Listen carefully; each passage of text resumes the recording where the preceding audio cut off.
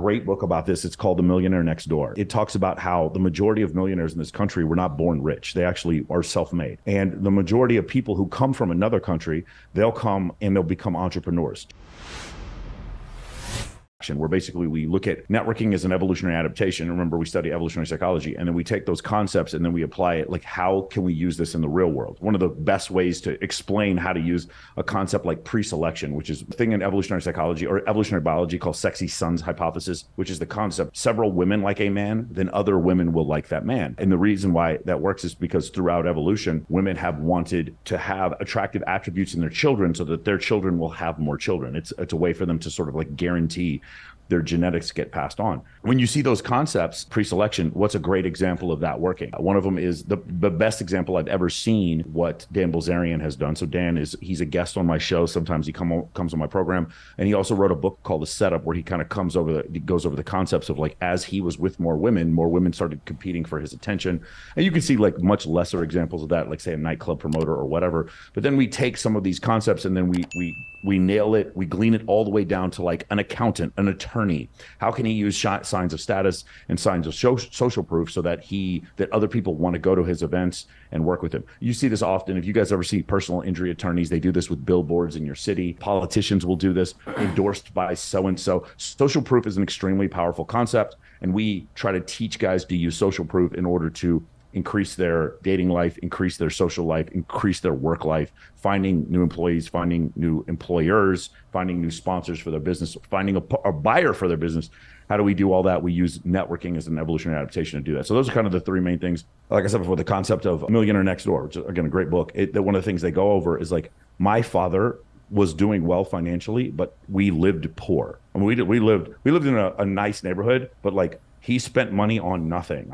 I'm telling you right now, I ate off that dollar menu at Wendy's more than 1,000 times in my life. I'm not kidding. Like, all through high school, I was eating a like $1.99 cheeseburger. Like, we spent no money on it. My dad was always rolling a 10-year-old Subaru, and my dad could afford anything. My dad owned part of a cable company, and we didn't have cable. Like, when I tell you like spendthrift, the rest of my family members couldn't believe. Like, and the thing is, to be fair, I make a good living now, and there's something I explain to my girlfriend. We just don't spend money on superfluous. If I can't write it off for the business, don't buy it. Like that, it's kind of like how I look at it, you know? So it's one of these things, and like, that's how people are able to maintain wealth. And it really is a great way to live. I had Neil Patel on the other day. Neil Patel spends $340,000 a month on his life. Just living. It's $340 a month is how much it costs him to live. I was with another guy, my dude I met last night. He took me to the Canelo fight last night. He had a box in T-Mobile Arena, and he says he spends about 400 grand a month just on life. Like, that's private jets, that's food, that's the cost. His burn rate is like 4 million a year just like on life. And I'm like, man, I can't. Even when I was a captain in the Air Force as a major, making maybe $78,000 a year with flight and hazard pay, and I'm not being taxed on that income, obviously, because I'm being deployed to the Middle East. You don't pay federal income taxes on the months that you're deployed to the Middle East. During that entire time, dude, I'm telling you, like, I spent nothing. I was like, how little can I spend in a month? Now, there are certain things I would recommend you spend money on. Like, I think you should all have a good laptop that you can run a business from, and you should have a quality phone that you can run a business from. Those things for sure. Your phone can be your camera, and then maybe things like meal prep and having a good gym to go to. Other than that, like, I don't spend money on it. I really don't. I'm playing GTA Online right now, and I don't buy shark cards. You know what I'm saying? You know, like, I think you've mentioned that the wife of Crystal Hefner. She's a good friend of yours, and how did that came about? How did you get to meet her? We were friends. What happened was Crystal got hired. She wanted to be a DJ. A lot of the former playmates were, transitioning and trying to play EDM music. Hard Rock had previously hired Paris Hilton. I have some videos with Paris Hilton when I interviewed her, and then they were just basically hiring like the celebrity DJs. And the next one was Crystal Hefner. So what would happen was I was the MC for the bikini competition, and she was the DJ for the bikini competition. And we would also like she'd be a judge, and she just had a great time because all these girls would be stunning, and they would all the girls would be just like so enamored that Hugh Hefner's wife, who's a legit playmate, obviously, Crystal Harris, was there. And so, we exchanged numbers, and then she started inviting me to the Playboy Mansion. I went to the last ever Midsummer Night's Dream with Hugh Hefner when he was still alive. I was there. And his brother Peter, I believe. I think it was he died a couple days after that. I was there with Bilzerian. I was there with Lindsay Palis. And yeah, so that's how that whole thing came about. But I mean, just a series of steps that went into making that happen. I mean, I just out of sheer luck, I ended up hosting the Maxim Halloween party in 2015, and that just kind of set off a chain of events because I had put so much work into my hosting that when I finally got the opportunity to do it on a big stage, I wasn't like good enough. I was so much better than everyone else on that carpet that like I started getting like opportunities pretty much immediately after that. And that's just a function of like working hard. That is not a function, like there wasn't an innate skill in me. It was one of these things where I knew I wanted to be better at this one thing than other people were. And that's what I did. And so I wasn't focused on coaching a business or running a coaching business back then. Back then, I just wanted to be the best red carpet host in the world. That was my intention, to be the most skilled red carpet host in the world. I would watch Ryan Seacrest, Mario Lopez. I think, yeah. I would watch those guys because those guys were frequently red carpet hosts. And I was like, I want to be smoother than them. I want to be funnier than them. Now, obviously, they're way more famous than me. I'm never going to, I don't think I'm going to get to do the Grammys or whatever. Maybe I will. Actually, at this point, if I get big enough on social media, I probably would get to be able to do the Grammys. That's what I obsessed over for a number of years.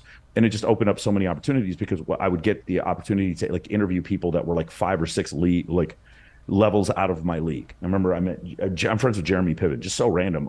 The guy who played Ari Gold on Entourage. I met him at one time at a charity event that we were doing for domestic abuse, and we've become friends since then. And we talk every once in a while. I went to Playboy Radio one time because of my hosting stuff, and I ended up meeting Jim Jackson, who to me, as a Dallas Mavericks fan, I'm a huge fan of his because he played for my team back in the '90s, and he and I have become friends. And these are just like random people that I've become friends with. But like obviously the bigger people, like I'm also friends with Bilzerian, and I texted Andrew Tate last night. And some guys like that, Ty Lopez, I spoke at his event yesterday. Those guys that are other coaches in my arena, I try to help them as much as I possible, and I ask for nothing in return. If Andy Frisella or Fresh and Fit or any of those guys say, hey, can you fly out here? I wouldn't ask for zero compensation. I'd fly out on my own dime. I'd go on their show. I'd give them 4 hours of fire. If they wanted me to, I'd bring girls on, and I'd go home and I'd tell them thank you the whole time. Because that's just, as a content creator, as a coach, like that's just that's the level of sacrifice you got to be willing to do in order to be successful. I'll give you another thing. There's a great book about this. It's called The Millionaire Next Door. It talks about how the majority of millionaires in this country were not born rich. They actually are self-made. And the majority of people who come from another country, they'll come and they'll become entrepreneurs. Just consider a woman who's perhaps she's Vietnamese and owns a nail salon, or someone who's Korean and buys a convenience store or something to that effect. I mean, those are the tropes, but there's millions of examples of stuff like this. My entire family, yeah. When they got here, they all are on the same thing. They all purchased cleaning franchises. Yes. All my uncles had cleaning franchises. Simple jobs. Yeah. Yeah. But I mean, they did extremely well. I have cousins driving around GTRs, but they clean toilets. Like it is what it is. Exactly. So that concept of like, working hard, and then also the concept of like pulling your money together. It was just one of these things where my family, I have 35 cousins, and a lot of them live here in the United States. They live in Garland, Texas, or they live in Rockwall, Texas. They live all in the suburbs of Dallas now, and they're all doing well. But my family originally, my mother came over in '74, and then some of my family members came over because of asylum, because of persecution from cartel members in Colombia. So, that kind of stuff happened. And I think one of the things that happened was the concept of a work ethic, the concept of gratitude definitely came from my mother, just working hard and like not complain. It was not one of these things where she told me to not complain. It was like no one complained. So you just didn't complain. You just kind of understood that that's the way it was. You mentioned a little bit about how like that there was that work hard and just kind of don't complain, right? Like that's kind of like a page out of a Jocko Wilkins's book, The Extreme Ownership, right? Like he kind of talks about like everything is kind of no matter what happens in life, it's your fault. Let's figure out how to reverse this and make this a benefit for yourself, right? We truly believe in that, right? Like I don't remember ever complaining about a situation that I've ever been into. It's almost like inherently it is. How do we get out of this, right? For me, it's very difficult to understand when other people go out there and complain, and I don't really understand how do you deal with that? How do you deal, especially with people that you dearly love? How do you help them how do you help them to cross over and say, you know what, there's a light at the end of the tunnel. It's not all bad, and things like that. Well, I mean, I don't even think you should be concerned with the light or the dark at the end of the tunnel or anything to do with the tunnel. I think you should enjoy the journey and just have gratitude for the fact that you're alive. Like, when you look at like the probability of you being alive during this period of time, like you are consider a the amount of consider the probability of you being born, of all humans who've ever lived, being born before antibiotics and being born after antibiotics. Like there are certain periods of time throughout history where the mortality rate for women giving birth was 10%, more than 10%. Like you had a 1 in 10 chance of dying during childbirth. And then there was another point up to the late year 1850 where over 50% of people under the age of 5, or over 50% of the Earth's population died before the age of 5. Like infant mortality was massively high. These are things we don't even consider now because of the advances in health. We just don't even consider these things, how incredibly fortunate we are. Like, you guys, I mean, just consider this. Like, I mean, I pay for the Zoom account, but like a lot of people use Zoom for free. We're beaming a signal onto a satellite we didn't pay for that's going up there at 186,282 miles a second and then coming back to you at that speed of light. And we're doing it for free, and we're telecommunicating, and at the same time we're on YouTube streaming this whole thing with zero latency whatsoever. And a few people could be watching, or 4 billion people could be watching. And like just the level of gratitude you should have for the fact that it's like, hey, I want to fly to just consider you live in Miami and you want to go to Portland. Your ancestors would most likely have died on that trek. You know what I'm saying? With a horse and carriage. Yep. Yeah. Meanwhile, you get to you're going to fly. You're going to complain because you have to fly Spirit Airlines and they charge you extra for overweight bags. And the seat's small as shit. But you're flying at 560 knots. VFR or like IFR direct over to Portland, Oregon, and then you land and you get off there, and it's like you're complaining because your Uber took too long to get there. Like you have no concept of how fortunate you are. And so for me, that's kind of the thing that helps you. Should just be grateful for now. Forget about the tunnel, like you're saying, for later. Grateful for now. You're here now. Do that. Be grateful for that.